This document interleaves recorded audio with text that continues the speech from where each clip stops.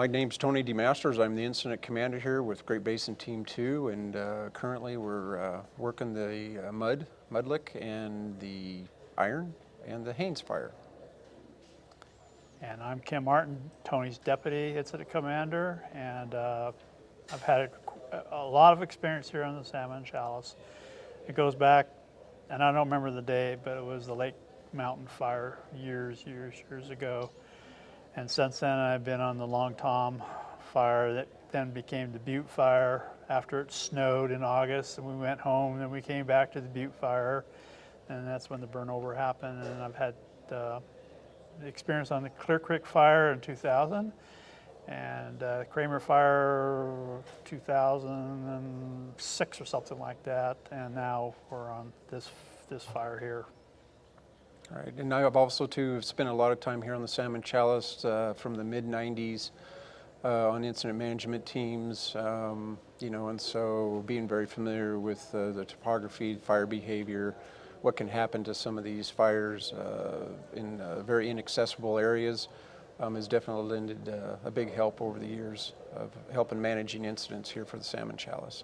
When considering or when going into a transition with the incident management team or another lower complexity type organization, you know, some of the things that a Type 1 team can bring is the experience level, but also too it enables the local unit at a national level or a coordinating group level to be able to bring in more resources because of the complexity has jumped, and so it allows resource availability in order to come up with strategies and tactics that matches that complexity.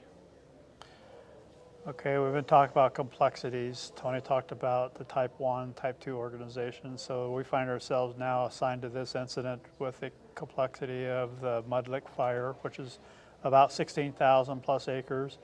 And we have two other fires on this incident, like Tony mentioned, the Iron fire and the Haynes fire.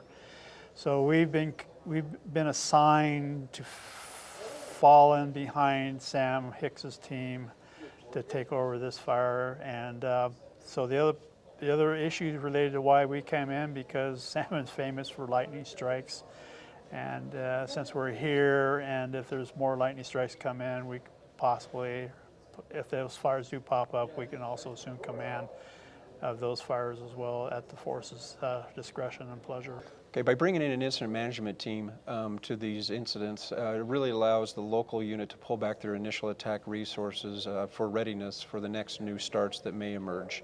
And so that's really the benefit, one of the big benefits for bringing in an incident management team to the home unit. So here in 2021, we're right now we're in July, and I think a lot of the publics, a lot of us know that we're pretty extreme drought conditions here in the West, and there's been a lot of information on the news about that.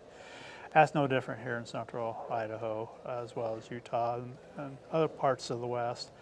So what that really means is that the fuels here in this area, as well as the rest of the area, are super dry. So when we talk about 1,000-hour fuels, those are like logs 8 inches or bigger. That's drier than kiln-dried lumber.